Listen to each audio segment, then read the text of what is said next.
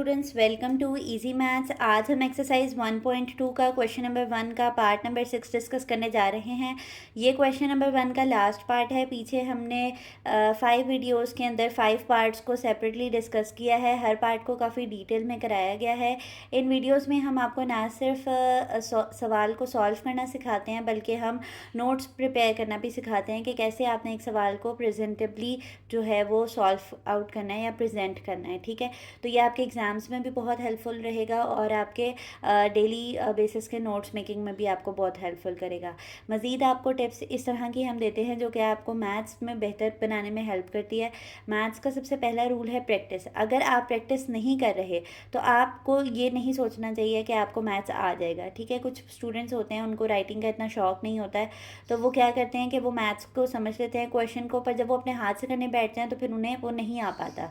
तो जब आप समझ रहे होते हैं क्वेश्चन को तो एक दफ़ा अपने हाथ से हैंड रिटन प्रैक्टिस लाजमी किया करें, ताकि आपको ख़ुद सॉल्व करते हुए आपके 5 डिफरेंट क्वेश्चंस आपके अराइज हो रहे होते हैं कि ये वाला स्टेप कैसे होता है, ये वाला स्टेप कैसे होता है। ठीक है, तो साथ साथ प्रैक्टिस लाजमी किया करें ताकि आपको क्वेश्चन को समझने में आसानी हो और आपके कॉन्सेप्ट जो हैं वो स्ट्रॉन्ग हो। तो सब चलते हैं अपने क्वेश्चन की तरफ। हमने अगेन ये रैशनलाइजेशन करनी है by rationalisation method, by rationalisation. ठीक है, तो रैशनलाइजेशन में हमें कहा जाता है कि आपने डिनोमिनेटर का कॉन्जुगेट लेना है और कॉन्जुगेट लेकर आपने उसे न्यूमरेटर और डिनोमिनेटर से मल्टीप्लाई कर देना है। तो हम यहाँ पर भी यही करेंगे कि 4 स्क्वायर रूट 3 डिनोमिनेटर में है हमारे पास square root 7 plus square root 5। क्योंकि यहाँ प्लस है तो जब हम इसका कॉन्जुगेट लेंगे तो ये क्या हो जाएगा, square root 7 minus square root 5। इसको हमने न्यूमरेटर से भी मल्टीप्लाई कराना है और डिनोमिनेटर से भी मल्टीप्लाई कराना है। ठीक है, अब 4 स्क्वायर रूट 3 मल्टीप्लाई होगा हमारे पास किसके साथ, स्क्वायर रूट 7 के साथ और स्क्वायर रूट 5 के साथ। तो पहले आपने एक दफ़ा ब्रैकेट में लिखना है, फिर हम इसको सेपरेटली मल्टीप्लाई करके दिखाऊंगी मैं आपको। और ये आपके पास क्योंकि डिफरेंट साइंस के साथ सेम वैल्यूज़ हैं तो हम इनको प्रोडक्ट फॉर्म में लिख लेंगे कि ये भी आपस में मल्टीप्लाई हो रहे हैं। तो square root 7 minus square root 5 जो है वो मल्टीप्लाई हो रहा है square root 7 plus square root 5 के साथ। ठीक है, अब ऊपर वाली वैल्यू को समझें आप एक दफ़ा। आपके पास पहले ये इसके साथ मल्टीप्लाई हो रहा है और फिर ये इसके साथ मल्टीप्लाई हो रहा है, और आप यहाँ देख रहे हैं कि यहाँ पे इसके साथ नंबर भी लिखा हुआ है और ये रेडिकल साइन भी है, और हमने मल्टीप्लाई इसे किससे करना है, रेडिकल साइन वाली वैल्यू के साथ करना है। तो मैं यहाँ साइड पे आपके लिए रफ वर्क करती हूँ। 4 स्क्वायर रूट 3 को आपने मल्टीप्लाई करवाना है किसके साथ, स्क्वायर रूट 7 के साथ।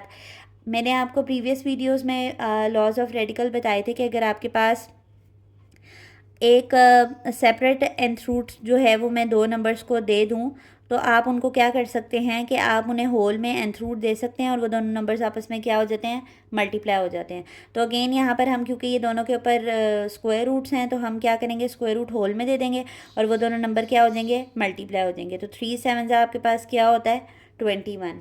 तो हम यहाँ पर मैं आपके लिए डायरेक्ट लिखूंगी क्योंकि मैंने सॉल्व आउट कर दिया है। आप देखें 4 जो है वो इसके साथ नहीं मल्टीप्लाई हो सकता क्योंकि उसके ऊपर रेडिकल साइड नहीं है।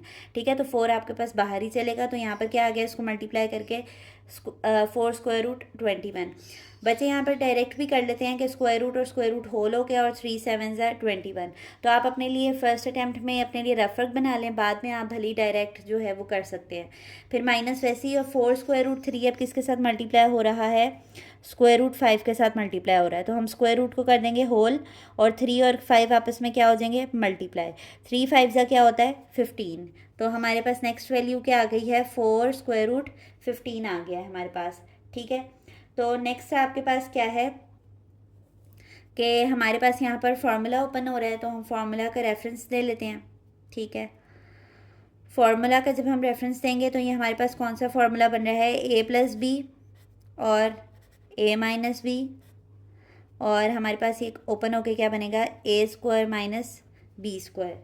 ठीक है, हम इसका ओपन करेंगे तो स्क्वायर रूट 7 के ऊपर स्क्वायर आ जाएगा फार्मूला के मुताबिक, बीच में क्या आ जाएगा, माइनस, और नेक्स्ट आपके पास b की वैल्यू का स्क्वायर लेना है आपने, तो वो इस तरह आ जाएगा।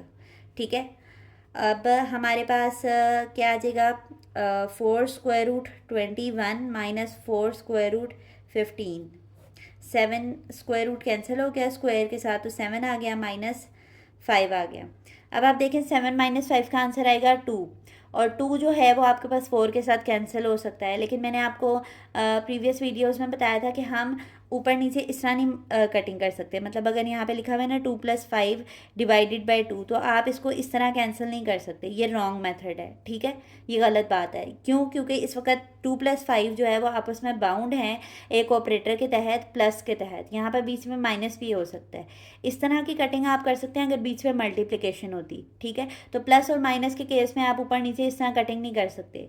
तो आपका आंसर कुछ इस तरह से आना चाहिए कि मतलब अगर मैं यहाँ पे एक और एग्जांपल दूँ, 2+8 डिवाइडेड बाय 2, आप कटिंग करना चाहते हैं तो पहले आप प्लस करेंगे, 2+8 कितने होते हैं 10, और फिर आप इसकी कटिंग कर सकते हैं, ठीक है। यूँ ऊपर नीचे नहीं काट सकते अनटिल और अनलेस के इसके दरमियान में प्लस और माइनस है, ठीक है। तो अब क्योंकि यहाँ पे 2 आएगा और मुझे उसे ऊपर से काटना है, तो मैं क्या कॉमन ले लेती हूँ आपके पास, मैं यहाँ पर 4√3 को कॉमन ले लेती हूँ, क्योंकि स्क्वायर रूट देखें पहले वो उसी तरह था कि लिखा हुआ था कॉमन फॉर्म में ही, ठीक है।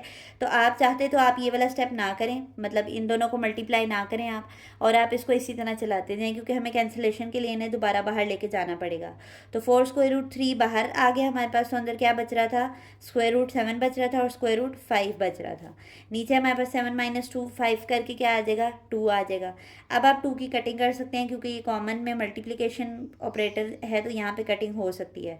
तो ये 2√3 आ जाएगा, √7 आ जाएगा, माइनस √5 आ जाएगा, ठीक है। तो इससे ज़्यादा इसकी सिंप्लीफिकेशन नहीं हो सकती।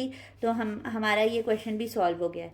अब यहाँ पर कुछ बच्चों का क्वेश्चन राइज हो सकता है कि मैथ्स में हमें पेपर में कैसे पता चलेगा कि हमने मल्टीप्लाई करना है या नहीं करना है। देखिए, हमें जैसे जैसे सवाल आगे बढ़ता गया हमें पता चल गया कि नीचे कोई ऐसे ही नंबर आएगा जो कैंसिल हो जाएगा। प्रीवियस वीडियोज़ में भी मैंने आपको बताया था कि नॉर्मली ऐसा ही नंबर आ जाता है डिनोमिनेटर में जो कि न्यूमरेटर को कैंसिल आउट करता होगा, ठीक है। क्योंकि यहाँ पर हमें नहीं पता था कि ये कैंसिल होंगे या नहीं होंगे, तो हमने इसको मल्टीप्लाई कर दिया।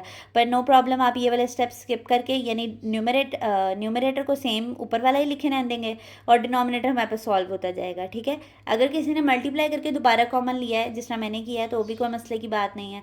और अगर आप कहते हैं कि नहीं हमने सिर्फ 4 ही कॉमन लेना था, हम √3 को नहीं लेंगे अगेन कॉमन, तो आप अंदर अपना यही लिखा रहने दे सकते हैं √21 और √51, ठीक है।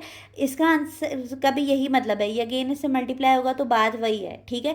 कॉमन जो है वो आपस में एक दूसरे के इक्विवेलेंट होते हैं, कि आप कॉमन लेके लिख लें या बगैर कॉमन लिए लिख लें तो बात एक ही होती है, ठीक है। तो इस चीज़ से रिलेटेड आपने कंफ्यूज नहीं होना। बहरहाल मैंने आपको जो आंसर बताया ये बुक से मैच करके लिखा है, ठीक है। तो आप कॉमन लिख लें, ये आपकी मर्ज़ी है, आप कॉमन में नहीं लिखना चाहते आप एंड में आंसर को सिंप्लीफाई कर दें, नो मैटर, कोई भी गलत नहीं कर सकता आपका सोल्यूशन, ठीक है।